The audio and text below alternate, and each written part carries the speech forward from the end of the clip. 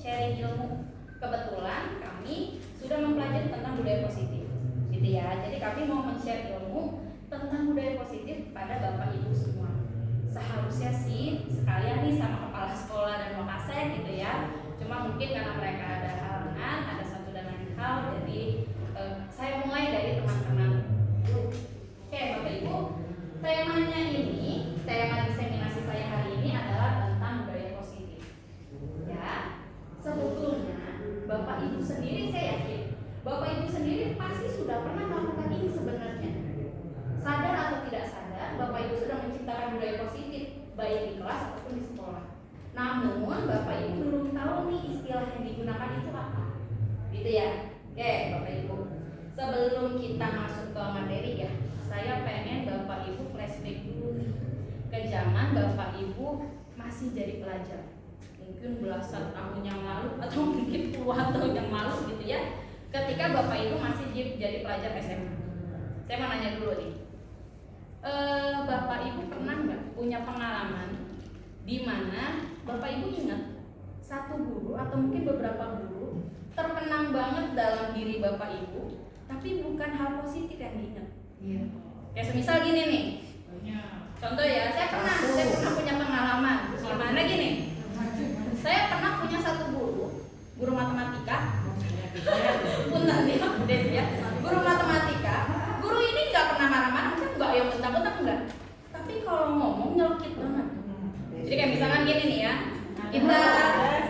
kita ketahuan nih, misalnya waktu itu saya pernah ketahuan ngerjain tugas pada saat pelajarannya beliau. Salah, ya sayanya salah gitu ya, saya ngambil salah. Cuma bahasa yang dia gunakan itu memang nggak marah-marah, tapi cuma ngomong gini, lagi ngerjain apa Jeng? Oh pelajaran lain. Oh yaudah, anak masa depan suram kayak kamu mah nggak apa-apa lah. Dia nggak marah, tapi bahasanya itu kan nyelkit ya, itu terngiang banget. Dan itu sampai sekarang saya ingat, gitu ya. Nah, mungkin Bapak Ibu punya pengalaman seperti itu. Punya. Coba saya. Boleh Bella Maya. Apa contohnya Bella? Saya waktu itu sama guru PPKN. Siapa tuh? Ada lah pokoknya. Ya. Lalu kita itu sebenarnya saya sama teman saya kan sebangku sama cowok namanya Aji. Cuma hanya gini, Ji, pinjam tipek. Pas kebetulan ngomong pinjam tipek, ketahuan dia langsung ngobrol, langsung dilempar sama itu kapur. Kan saya malu ya, terus kata saya, kenapa Pak? Kamu ngobrol terus saya coba bilang pinjam tipek, pas ketahuan bilang pinjam tipek, dia pas lihat saya gitu. Jadi dia di depan di depan, terus saya duduk di nomor 3, dilemparlah ke situ, dia bilang, kamu mau ngobrol terus ini, padahal saya nggak ngobrol gitu. Jadi itu yang terkesan, tapi mungkin sudah almarhum kali ya, karena waktu itu udah tua banget. Tapi itu terkesan banget, kata saya, ini kena banget nih mental saya nih kalau seperti ini gitu. Waktu itu saya benci banget ketemu. Nah benar, coba kita tahu kita salah mungkin ya, kayak contoh tadi saya tahu saya salah, tapi ketika cara menegurnya seperti itu, yang ada tuh bukannya kita mau berubah, tapi yang ada malah dendam. Ini yang masih saya ingat sampai sekarang, gitu ya. Tuh jadi ingat banget saya, oh namanya Bu ini itu saya ingat sepanjang masa gitu ya. Sampai saya pernah punya keinginan gini, saya sekarang sudah jadi seperti ini, saya pengen datang ke sekolah, pengen ke depan mukanya dia nih, ini loh yang katanya anak masa depan suram, ternyata saya bisa berhasil gitu kan ya. Jadi kan jelek gitu loh nama guru tersebut di benak kita sebagai seorang guru. Nah, ada lagi kan kira-kira tadi pengalamannya Bu Ella? Ada yang mau cerita kira-kira? Boleh Bu Dias, silahkan. Gak usah sebut nama Bu Dias.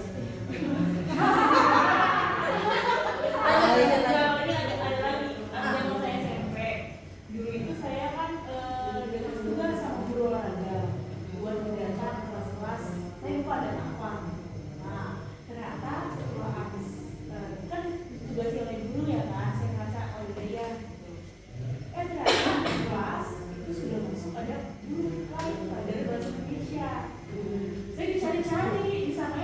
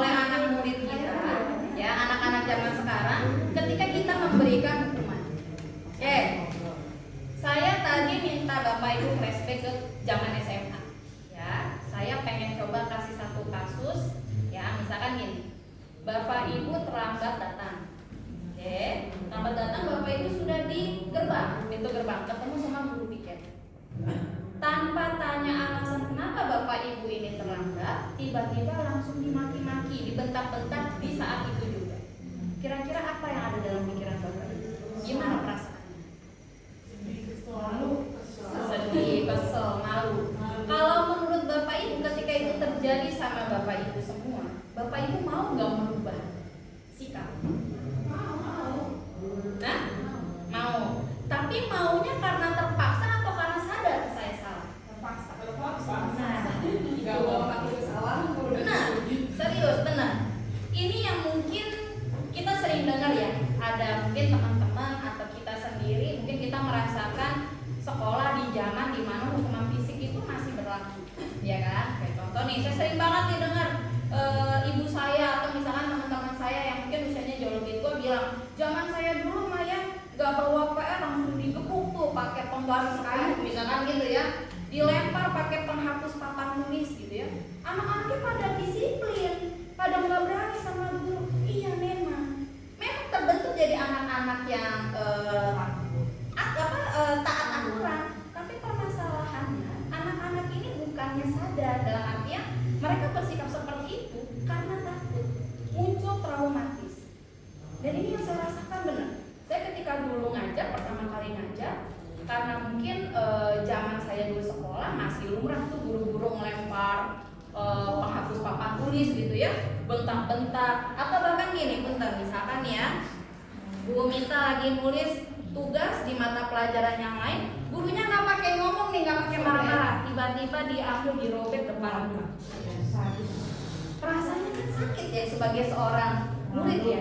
Dan mungkin kalau Bapak Ibu pikirkan, kalau mungkin kita balik ke psikologinya ya, ini kemungkinan besar ini kan karena sekarang bawah sadar. Ada kemungkinan ketika mereka atau anak-anak ini jadi guru, kita nggak tahu mereka jadi apa. Ketika mereka jadi guru, hal ini akan mereka ulangi. Sama seperti pola asuh yang diterapkan oleh orang tua. Kita terbiasa dimarah-marahin, pakai fisik sama orang tua. Kita tahu sakit dipukul, sakit dimaki-maki, tapi itu masuk ke alam bawah sadar kita. Dan itu nanti akan kita terapkan ke anak kita kelak, kan gitu. Nah ini loh yang harus kita ubah sebetulnya. Dengan apa? Dengan menciptakan budaya positif, gitu. Oke. Mohon maaf nih kalau agak lama ininya ya. Ini fasilitator dan pengajar praktis saya. Oke. Kita masuk ke filosofi pendidikan di Hajar Dewantara. Bapak Ibu kita tahu ya sekarang adalah kurikulum merdeka. Saya dari awal kurikulum ini diterapkan, pikiran saya satu, oh ini kurikulum adaptasi dari kurikulum Eropa, ya kan? Finlandia, Swedia itu sudah menerapkan kurikulum model begini nih, kurikulum yang membebaskan anak, bukan membebaskan tapi memerdekakan anak.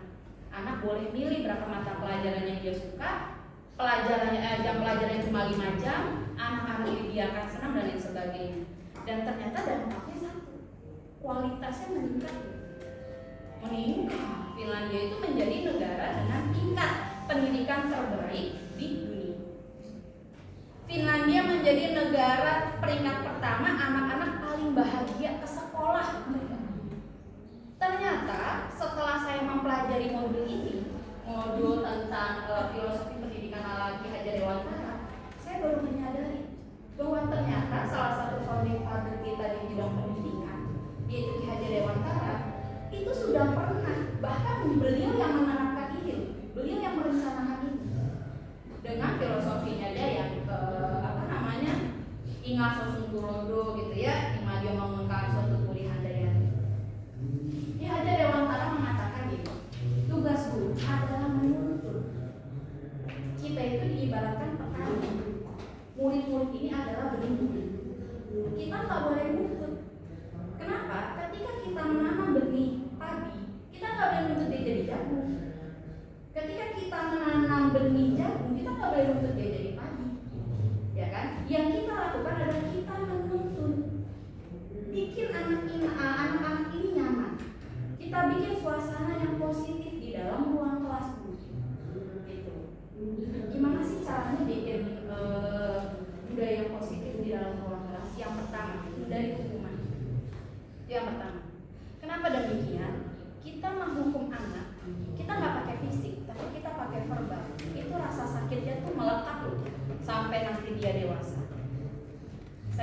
aja gini, saya pernah melakukan ini wawancara singkat di salah satu kelas 12 gitu ya. Anak-anak yang dikatakan troublemaker. Saya coba ngomong sama mereka, apa sih sekolah yang kamu inginkan? Saya ngomong gitu kan. Jawaban mereka tuh bagus banget. Ada satu poin yang mereka jawab gini, saya pengen sekolah yang menghargai saya. Saya sampai nanya, emang selama ini kamu gak dihargai? Bu, sekarang gini deh bu, saya datang ngepas jam 7 aja, saya langsung diendus. Bu, rokok gak saya? Mentang-mentang saya pernah ketahuan ngerokok. Kalau dalam sosiologi itu namanya teori labeling. Anak-anak yang diberikan teori labeling, yang dilabelkan, dia nggak akan mungkin jadi baik, gitu kan? Jadi anak ini bilang, saya setiap hari nih datang ke sekolah saya diindus dulu sama guru. Lah ngapain aku begitu, dengan saya merokok sekalian. Jadi males kan? Tahun kemarin saya pernah nanya sama satu anak yang kita anggap bener-bener nih biangnya masalah gitu ya, kalau dianggap sama guru-guru ya. Bajunya kan ketat. Saya iseng, saya nanya gini, kamu nggak coba ganti baju kan bang? Saya bilang gitu ya, bajumu ketat banget tuh. Iya sih saya tahu kamu berotot gitu Maya, cuma itu kayaknya gimana gitu dipandang. Dan dia bagi pertanyaan saya kayak gini, terus kalau saya ganti baju nih bu, dengan baju yang diminta oleh sekolah, pandangan guru-guru ke saya berubah nggak? Itu jadi pertanyaan baru ke saya. Coba deh kalau seandainya pertanyaan itu diberikan kepada bapak ibu, kita sudah menganggap jelek satu anak, ya anak ini coba merubah salah satu sikapnya dia, kita akan merubah pandangan ke dia. Tidak. Kenapa? Tidak tercipta budaya positif di sini. Yang ada dalam mindset kita, sekali anak ini bikin salah, selamanya anak ini akan bikin salah. Itu jadi permasalahan, jadi momok kenapa kualitas pendidikan di Indonesia itu rendah, nggak sesuai sama kinerja Dewan Tanah.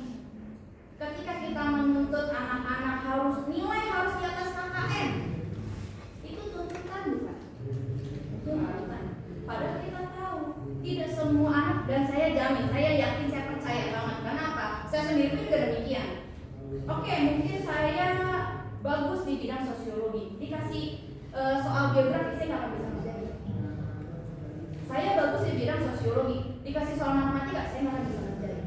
Itu juga dengan anak-anak kita. Coba bayangkan, gimana rasanya jadi murid di sekolah, mereka dituntut untuk 15 pelajaran, bahkan 18 pelajaran nilainya harus di atas KKM semua. Stres gak dari anak? Tidak sesuai dengan filosofi yang dari orang tua. Jadi sebenarnya ya penerapannya dari awal sudah salah, gitu ya. Guru tugasnya adalah menuntut. Ketika anak ini melenceng, kita luruskan, tapi tidak melanggar kodratnya dia sendiri.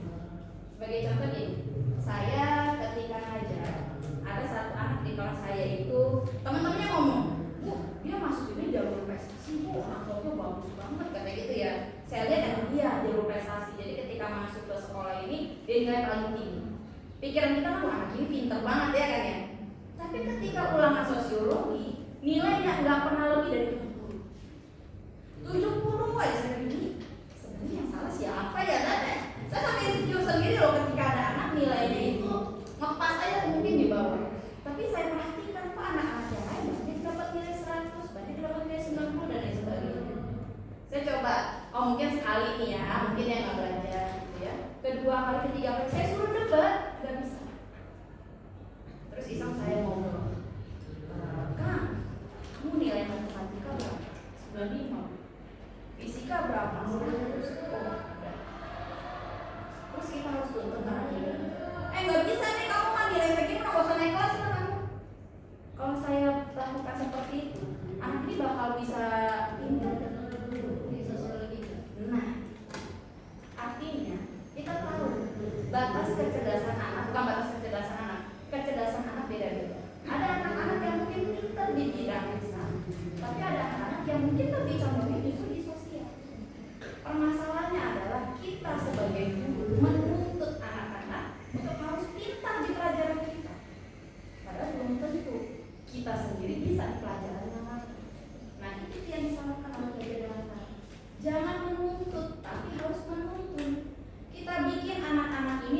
menggali potensinya dia sendiri. Makanya ketika anak ini ngobrol, Bu saya minta tugas tambahan dong, buat apa?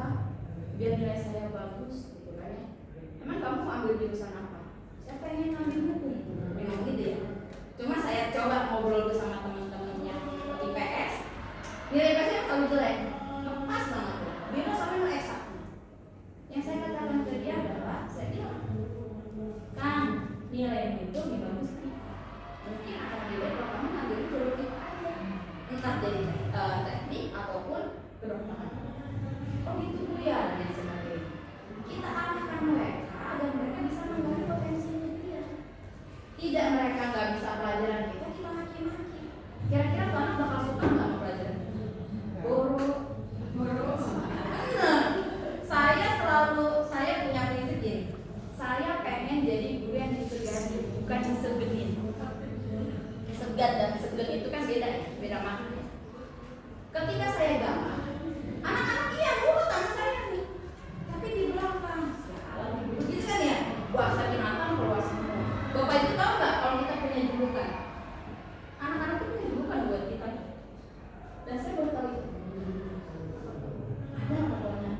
Ada guru yang dianggap si paling disiplin. Benar, sampai tahu nggak? Saya pernah beberapa tahun sebelumnya sampai ada anak, kemarin saya nggak mau buat gitu ya, anak ke sekolah bawa pisau. Demi Allah saya bawa pisau. Saya nanya, buat apa? Kamu ada praktek apa? Kebetulan anak ini lumayan dekatnya ngobrol. Yakin aja Bu, saya nggak suka banget Bu. Dia bersenjata saja. Dia cerita, kok udah kesel banget Bu. Dendam banget saya sama guru ini Bu. Kenapa saya bilang? Udah maki-maki saya depan teman-teman gitu kan. Terus orang tua saya nggak pernah marah-marah saya kayak gitu Bu, gitu kan. Saya nanya dulu kesalahannya apa. Ini kamu lakukannya di mana? Saya bilang di rumah. Lakuin di rumah. Ini permasalahannya di sekolah. Orang tuanya dia nggak bermasalah. Kenapa kita jadi guru yang selalu mempermasalahkan? Ya, dia ngomongin, saya bilang, oke, kamu salah. Saya bilang gitu kan, kamu sadar nggak kalau kamu melakukan sebuah kesalahan? Anak umur segitu pantas nggak kalau melakukan tindakan pendidikan? Iya Bu, saya tahu saya salah, saya sadar. Tapi kenapa sih ngomongnya nggak bisa baik-baik? Kenapa sih harus menjudge? Itu yang dia nggak terima. Terus saya nanya, kamu bawa ini buat apa? Lihatin aja Bu, saya kalau saya udah nggak sabar, tusuk-tusuk dah sekalian. Ada buat bahasa seperti itu, dan itu ada di anak-anak ini sendiri. Saya bilang, terus kalau kamu sudah tusuk, terus mau apa? Kamu puas gitu, kamu masuk penjara. Terus masa depanmu gimana? Dari situ dia baru mikir, oh iya Bu. Saya bilang, kalau kau balas dendam nggak seperti itu, balas dendam tunjukin kalau kamu bisa lebih dari apa yang diberikan sama guru tersebut. Tunjukin kamu bisa masuk PTN, nanti datang ke sekolah pakai alma maternya, berdiri di depannya guru tersebut. Sudah selesai. Itu balas dendam paling keren. Ini loh Bapak. Kita bisa paham nggak? Kira-kira dari penjelasan saya tadi, bisa paham nggak bahaya dari posisi tidak kita paham? Ketika kita sebagai guru nuntut tanpa nuntut. Nah, di sini Pak Hajar Dewata mengatakan kita menuntut anak untuk mencapai kebahagiaan dan keselamatan setinggi-tingginya, baik sebagai manusia maupun sebagai anggota masyarakat berdasarkan kodrat alam dan kodrat zaman. Saya selalu bilang ke anak-anak kayak gini, saya nggak menganggap kalian bencana kosong. Dulu ketika saya kuliah, dosen saya pernah bilang ini, murid itu bejana kosong, murid itu gelas kosong, tugas guru adalah yang isi, katanya gitu ya. Itu anggapan yang salah. Ketika kita menganggap murid itu sebagai bejana kosong, kita menganggap dia sebagai orang yang bodoh, dia nggak punya ilmu, kita yang paling pintar. Kalau kita balikan, kita sandingkan dengan kodrat zamannya dia di saat sekarang, semua serba teknologi, kita gaptek, mereka sudah canggih sama teknologi. Coba kita bejana kosong. Nah, kita aja kayak bejana kosongnya. Benar, saya di kelas 10 ada satu anak. Ini anak kalau kita ngajar ya, dia pasti handphonenya tuh di atasnya. Jadi setiap kali kita ngomong, dia selalu ngomong gini nih pertama. Jadi dia dengerin apa yang kita omongin, terus sampai dia gini, emang iya Bu, perasaan yang saya tahu gak gitu deh. Emang iya, coba kamu tahu dapat dari mana itu ya? Nih, saya cek ya. Dia cek langsung di internet. Tuh kan Bu. Enggak, ibu dapat sumber dari mana? Ibu nggak upload sama sumber dan sebagainya. Coba. Mereka ini anak-anak yang sudah lengkap dengan teknologi. Wawasan yang mereka dapatkan gak harus dari buku, tapi bisa dari mana-mana. Bahkan mungkin kita belajar kosongnya gitu ya. Nah itu yang diminta sama dia dari mana? Sesuaikan dengan kodrat alam dan kodrat zamannya. Jangan mentang-mentang mereka generasi strawberry gitu ya. Terus kita anggap mereka lemah dalam segala hal. Belum tentu secara fisik mungkin lemah, tapi secara wawasan mereka jauh lebih bagus daripada gitu ya. Oke, ini untuk filosofi pendidikan ya dari orang tua. Kita balik ke budaya positifnya dulu. Oke, dari tadi saya ngomong ngalor ngidul nih. Apa sih sebenarnya budaya positif? Budaya positif adalah nilai-nilai keyakinan dan kebiasaan-kebiasaan di sekolah yang berpihak pada murid. Bapak Ibu, sebagai seorang guru penggerak ya, kita itu punya satu nilai yang harus kita punya dalam diri kita, yaitu keberpihakan pada murid. Bukan artinya kita membebaskan mereka atau memanjakan mereka, tapi tadi tugas kita bukan nuntut, tapi nuntun mereka. Misalkan gini, ada anak gak bisa di pelajaran saya susul. Bukan antara kita kasih hukuman bertubi-tubi, kerjain tugas ini nih, kerjain tugas ini, udah dia gak bisa, kita kasih tugas lagi tambah, dikerjain enggak? Enggak kan? Tugas kita ngapain? Kita tuntun dia, kita arahkan dulu. Kalau perlu kita bikin tim teaching. Siapa nih di kelas ini yang jago nih di pelajaran kita? Oke, kita suruh mereka untuk yuk belajar bareng sama teman-temannya dan lain sebagainya. Jangan pernah mengatakan gini, ih kamu masih jadi barometer ya. Kalau kamu bisa berarti semuanya bisa. Saya punya teman dulu waktu SMA, gurunya itu nggak pernah marah, nggak pernah maki, tapi ketika dia ngajar mungkin saking lelahnya nih guru ya, guru fisika, saking lelahnya nih guru, ini anak nggak bisa gitu ya. Sampai-sampai si guru ngomong gini, nih saya ngajar nih, saya jadiin kamu barometer ya. Namanya Narita tuh teman saya tuh, Narita kamu saya jadikan barometer. Kalau kamu bisa, teman-teman bisa semua. Coba deh, itu sakit hati banget loh. Dijadiin barometer, kesannya dia paling bodoh kan. Kalau dia bisa, berarti temen yang lain bisa. Itu temennya sampai sekarang. Sampai sekarang kalau saya ketemu sama teman saya yang diomongin cuma itu doang. Gurunya masih hidup sampai sekarang. Guru fisika. Guru fisika. Pas fisika susah, Jangan pernah berpikir begitu ya. Kita mulai bikin nih budaya positif dapat dilakukan dengan cara melakukan hal-hal yang bersifat positif. Ya, saya kalau yang saya terapkan nih, saya biasanya kalau ngajar sebelum saya tanyakan PowerPoint, saya nanya dulu. Misalkan temanya tentang globalisasi. Coba deh, ketika kalian mendengar istilah globalisasi, apa yang ada dalam benak kalian? Saya tanya gitu.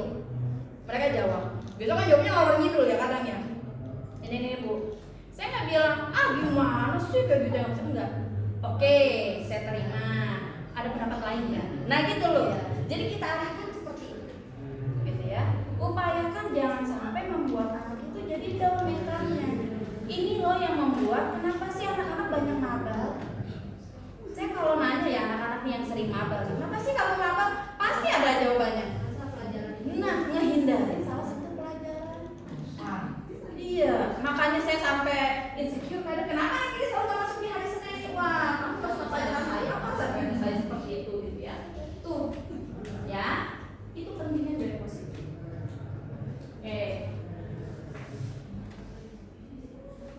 Nah, budaya positif adalah mendidik. Budaya positif dan mendidik adalah pendekatan yang mengutamakan penguatan positif, pengembangan diri dan pembentukan karakter yang baik pada anak-anak. Ini makanya ketika kita mengajar, ini kesalahan saya ketika saya belum mempelajari ini ya. Saya terbiasa bikin kontrak belajar. Setiap di kelas sebelum hari pertama saya masuk ke kelas, saya biasanya bikin kontrak belajar. Salahnya di mana? Kontrak belajar itu saya bikin sendiri. Jadi dibikinnya sepihak. Ketika kita bikin sendiri dan anak-anak harus ngikutin apa mau kita, itu namanya nuntun atau nuntut. Kemungkinan besar pasti anak ngantuk. Pasti. Ketika saya bilang, saya nggak suka ya di pelajaran saya ada yang tidur. Besok-besok kan anak pasti ada aja yang tidur. Kenapa? Lah itu kan maunya ibu bukan mau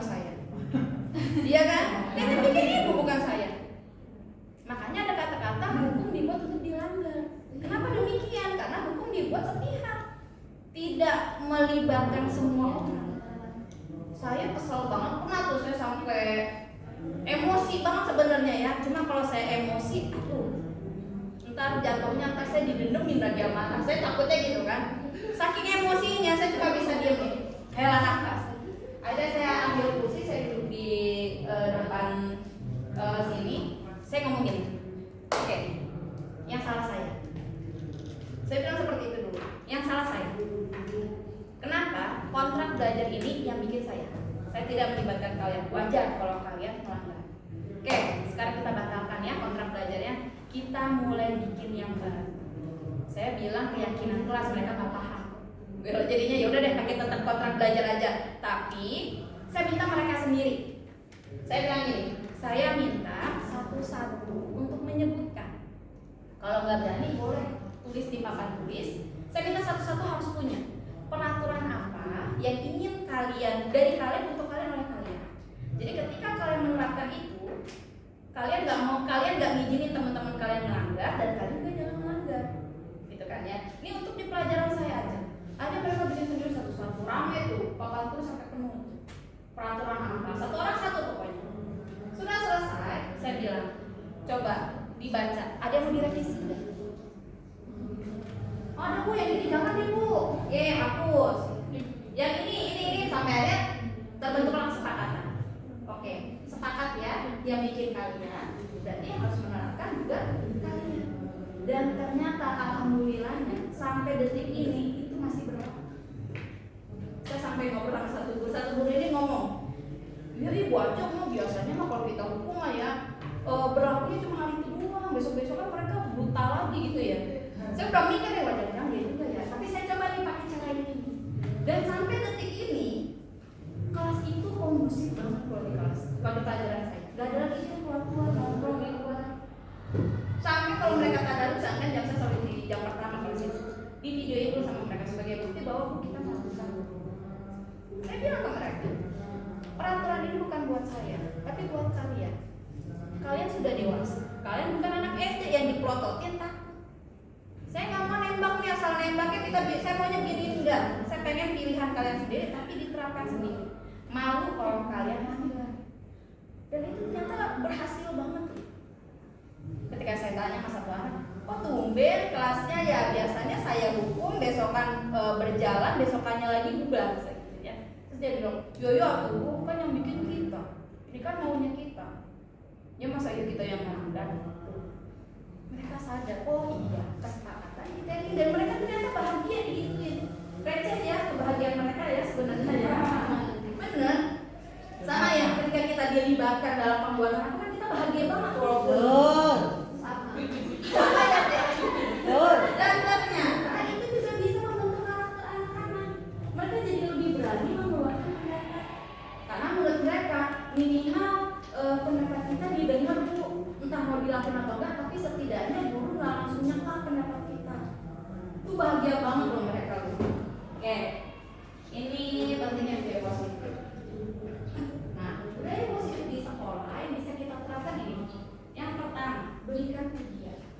Sama lah dengan kita ya, ketika kita sudah kerja keras, kita melakukan segala sesuatu, kita senangnya kalau dibilang, wah makasih banget loh bu, dia sini sudah bekerja keras. Iya kan ya? Saya tanya nih bapak ibu guru nih, kita tahu ya profesi kita adalah profesi yang tidak bisa diandalkan untuk mencari kekayaan, iya nggak? Iya kan? Tapi apa alasan bapak ibu masih mau jadi guru? Melayani siswa. Kira-kira nih, apa bayaran tertinggi menurut bapak ibu nih? Kita dikasih itu aja tuh bahagia banget loh, bentuknya bukan duit. Terima kasih.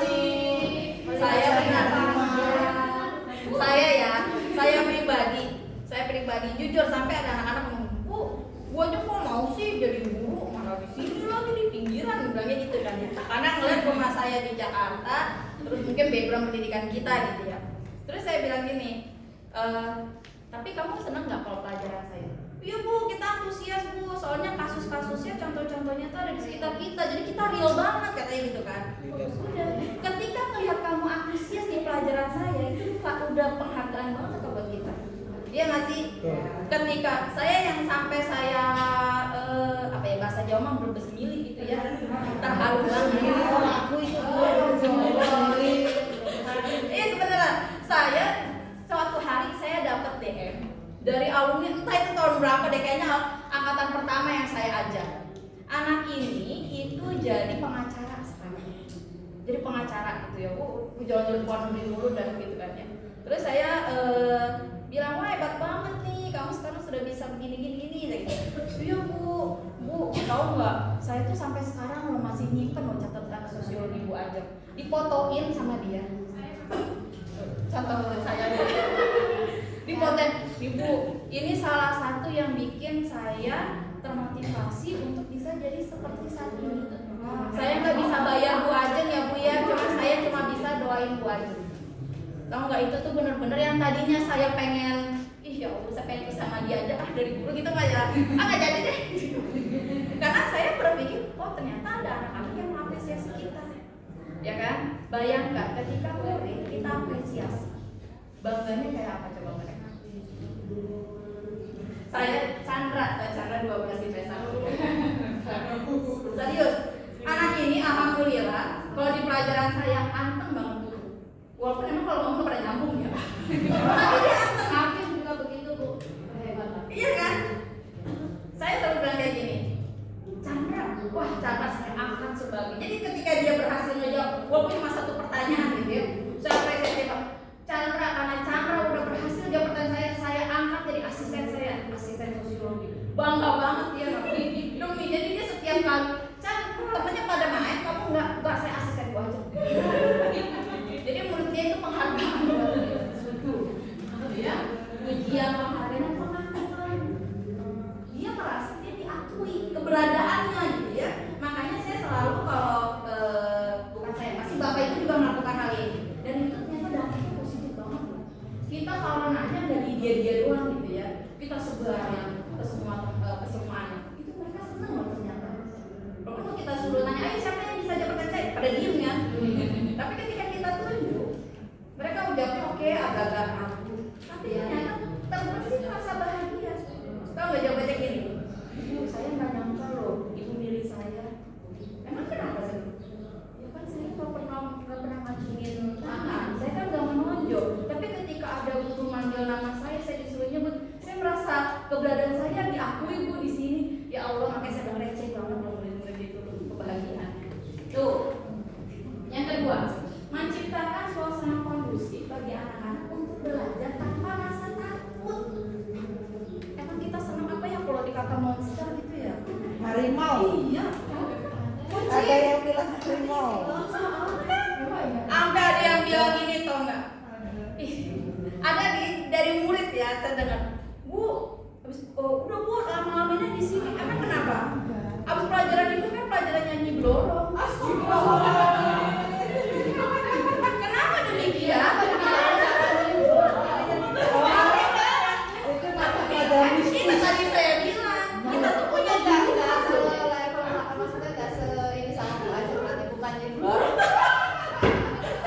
Saya sampai kaget. Ya benar. Tapi ada guru-guru yang gitu. Jadi mereka tuh punya sebutan. Serius punya sebutan. Kalau Pak Arya kebanyakan mah anak-anak sakti. Cici. Masih singgah fasilitas rumah motor. Di zaman Bapak Ibu ingat gak sih ketika kita baru mau mulai menerapkan kurikulum merdeka ya?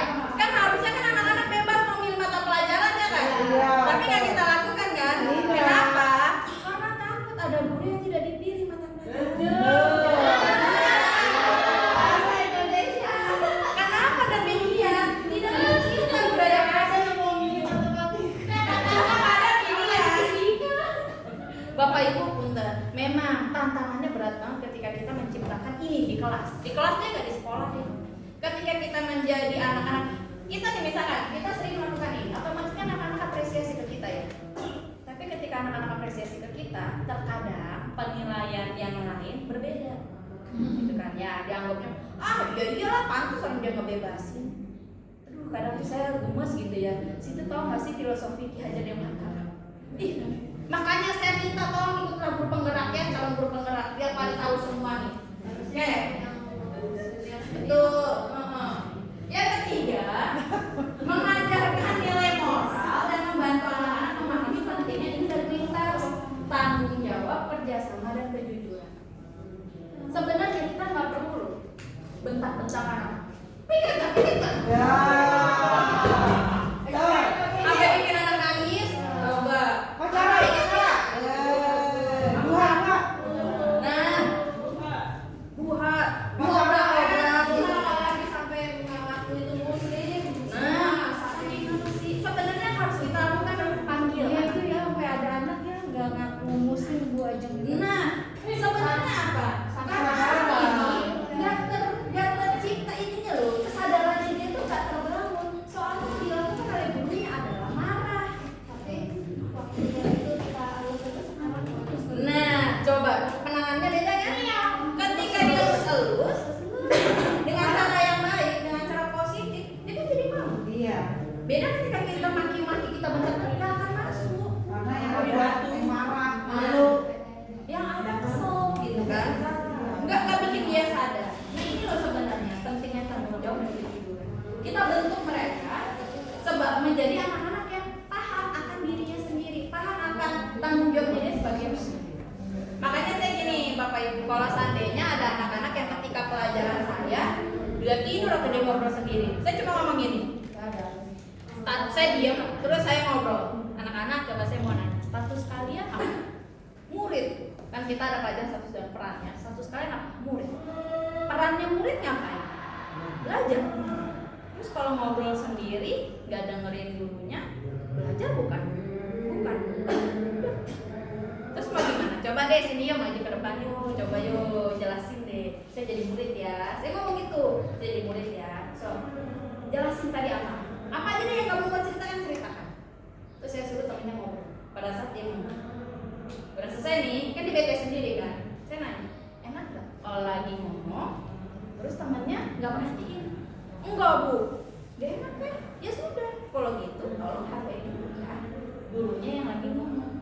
Sejak itu nggak pernah lagi dia ngobrol. Yang kita perlukan itu tidak dengan tarik kurang, tapi dibawa ke pengertian.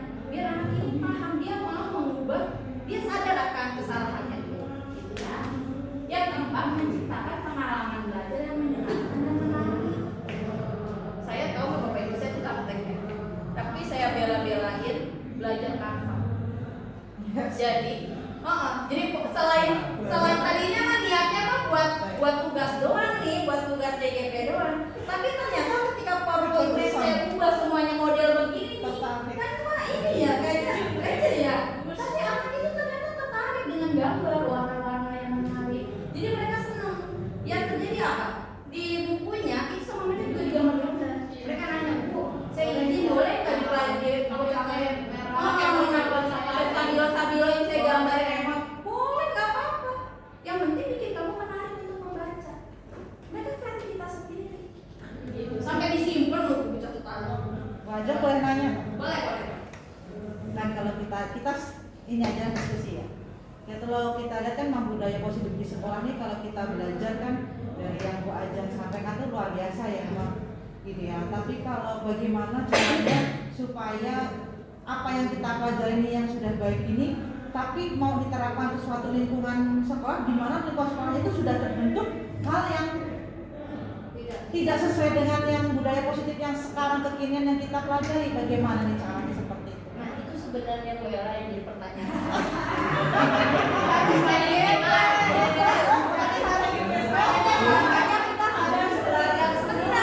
Saya jujur sebenarnya Bella, saya menentang tuh peraturan di mana guru penggerak itu batas maksimal itu 10 tahun sebelum pensiun ya. Karena jujur, kebanyakan bukannya melabelkannya, tapi kebanyakan guru-guru yang sudah sepuh itu mereka yang justru tidak paham tentang budaya positif yang susah diubah. Soalnya tadi begini Mbak Ajeng, mohon maaf, ini tadi ada kasus itu baru banget 7 lebih 5 anak itu terlambat. Anak itu memang katanya lagi sakit perut, ini perempuan sampai nangis-nangis, saya sakit perut Bu, demi Allah Bu, ya saya percaya lah ya. Terus kata dia saya buru-buru naik motor ke sini langsung parkir di depan dah terus dia masuk ke sini 7 lebih 6 manis sama gitu. Yang piket manggil saya, kalau kata saya anak ini jujur, apa kita kesempatan habis ternyata tidak diberikan kesempatan.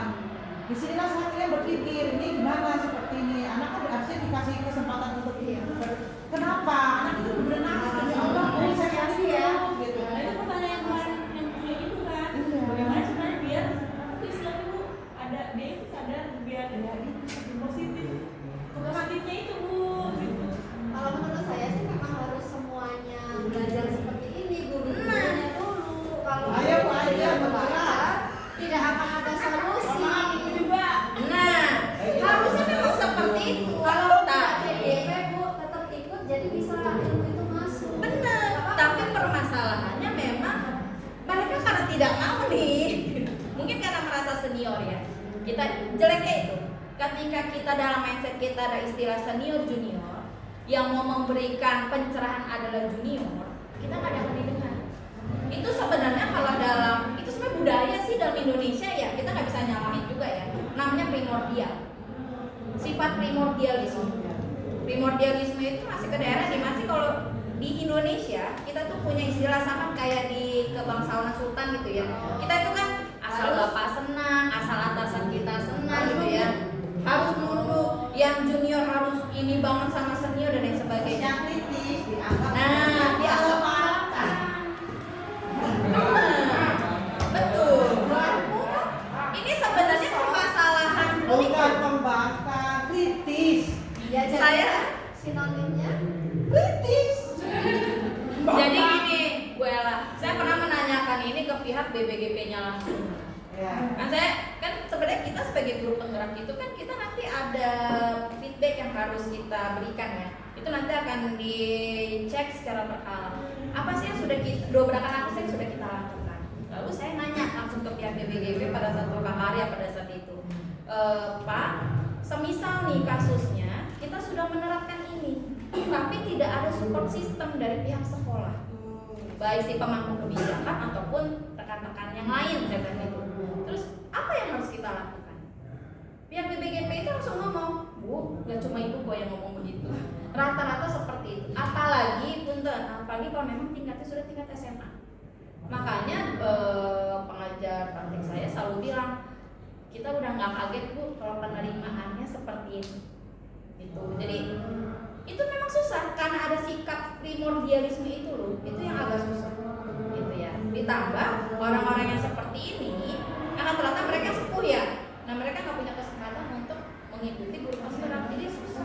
Yang muda aja sudah ikut guru penggerak nggak berubah gitu Maya.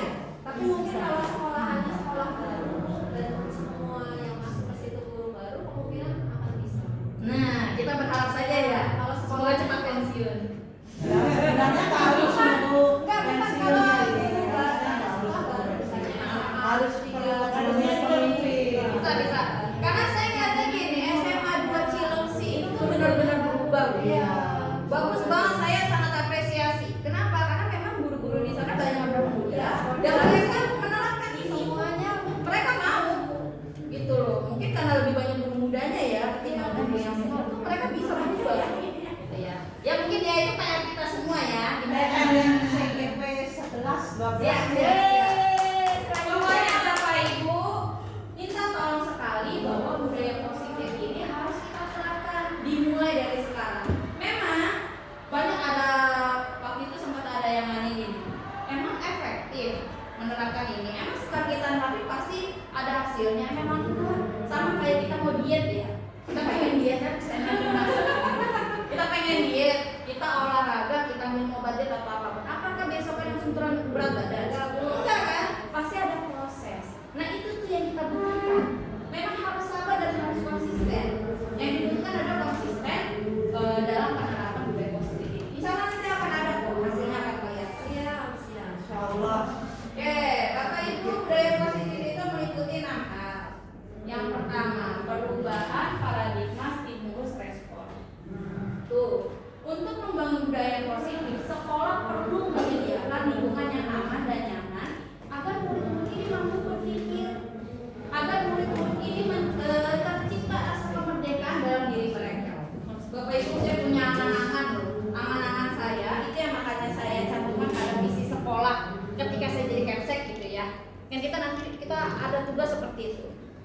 Visi saya cuma satu. Saya pengen punya sekolah di mana murid-murid saya merasa merdeka ketika belajar.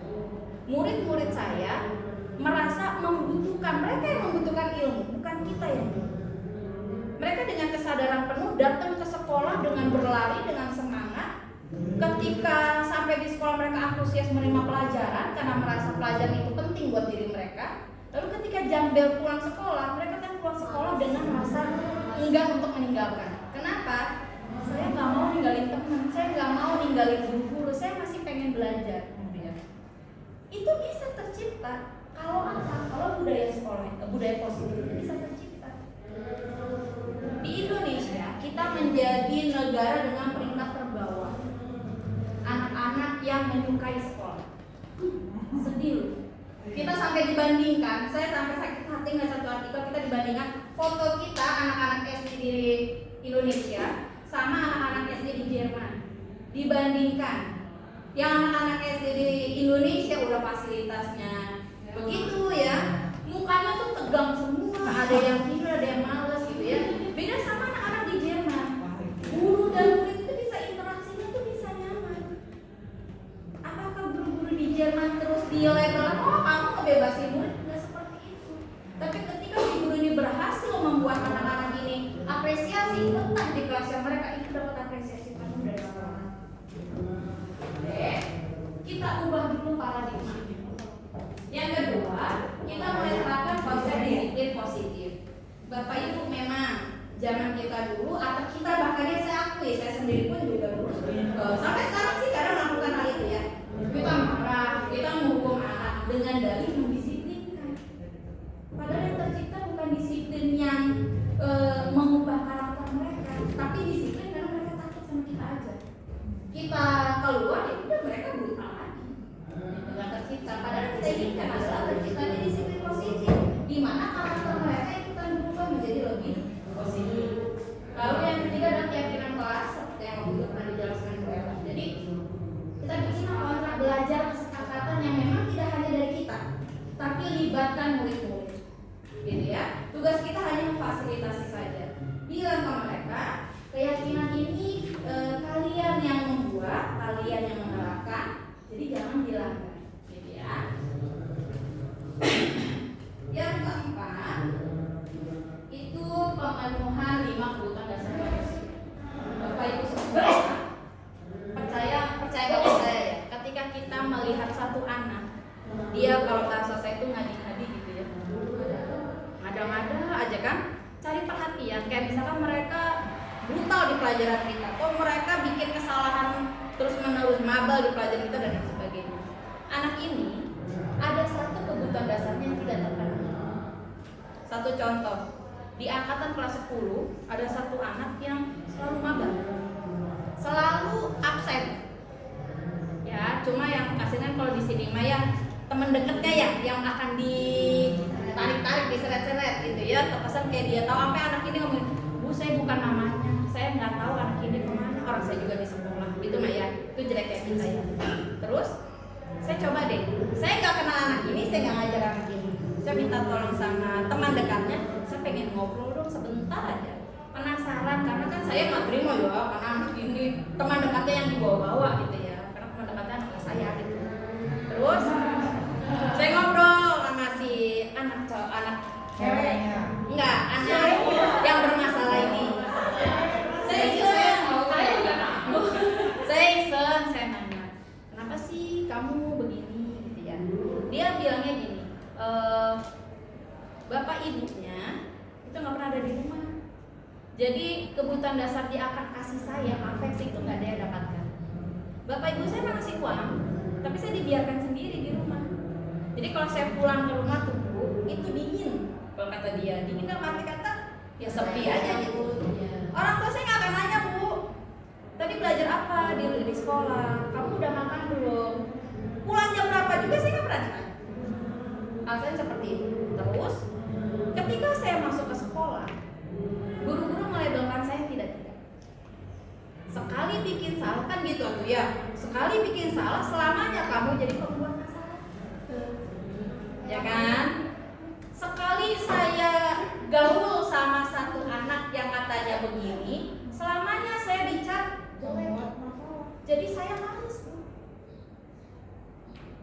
ketika saya sampai mikir gini, kalau seandainya ada guru atau mungkin ya wali kelas atau siapapun lah di sekolah ini yang mau menerima anak ini, yang mau memenuhi kebutuhan dasarnya dia kan butuh kasih sayang.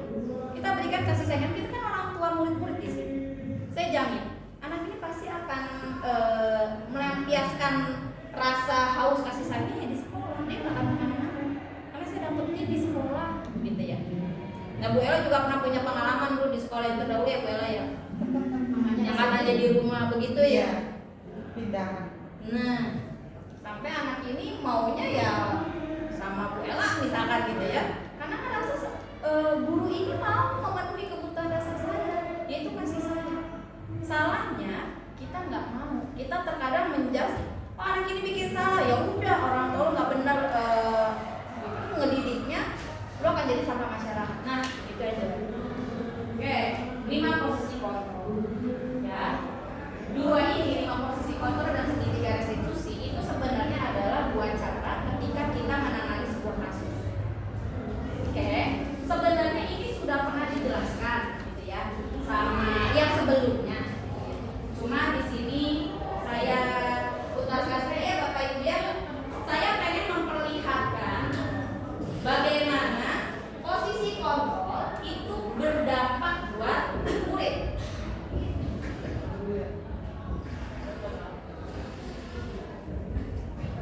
Udah selesai. Istirahat ya di sini. Saya dapetin aja ya.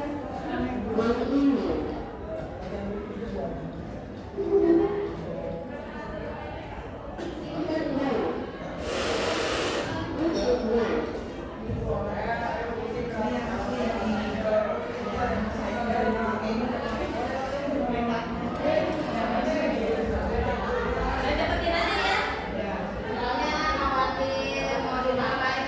Oke Bapak Ibu. Jadi sebenarnya 5 posisi kontrol ini menceritakan gini loh. Ketika kita menjadi seorang penghukum, efek yang akan ditimbulkan adalah menjadi dendam. Yang tadi saya katakan, ada aja ntar anak-anak mau membalaskan dendam, entah mereka mukulin, mereka pakai kekerasan fisik dan lain sebagainya.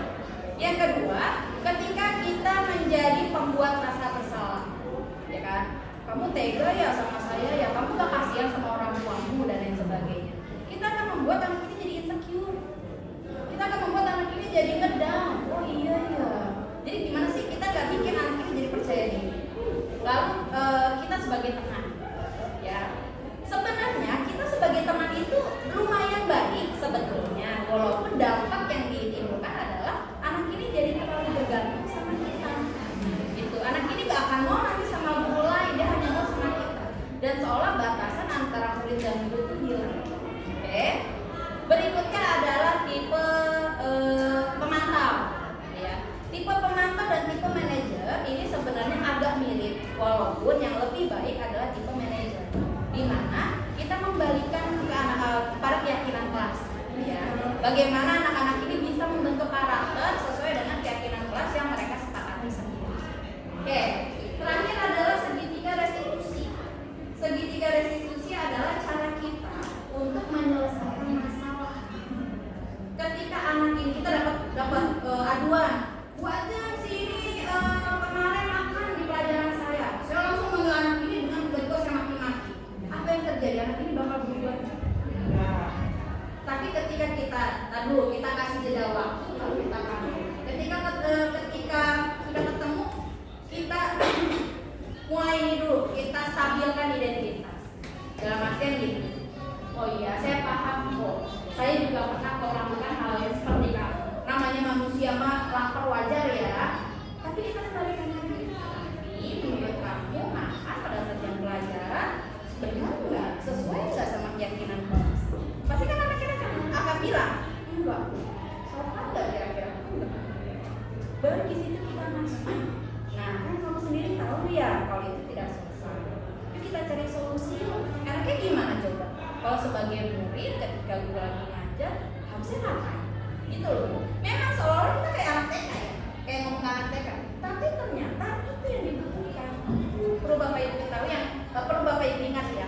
Tidak ada satu individu pun yang mau yang bisa dikontrol. Artinya kita tuh nggak bisa ngontrol orang lain, kecuali orang itu membuka dirinya untuk dikontrol. Gimana caranya kita bisa membuat orang itu mau membuka dirinya untuk dikontrol? Satu, bikin anak ini nyaman dulu sama kita. Ketika dia sudah nyaman, maka secara otomatis kita bisa mengontrol perilaku anak. Kita bisa membentuk karakteristik yang kita inginkan. Itu Bapak Ibu semua. Oke?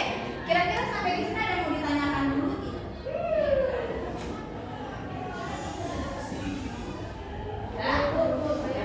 Boleh, sama saja ya. Jelasin. Jelasin. Nah, ini Bu, pertanyaan saya tuh adalah ini Bu, suka nyeret-nyeret kerjaan siswa. Tapi itu sebagai bentuk untuk memperbaiki tulisan. Apakah saya termasuk orang yang melakukan kesalahan dari zaman dahulu dan kalau saya coret-coret tuh Bu, jadi merah semua tuh. Saya betul-betul Gini Bu Franti, kalau Ibu cuma sekedar mencoret dalam arti kata Ibu mengkoreksi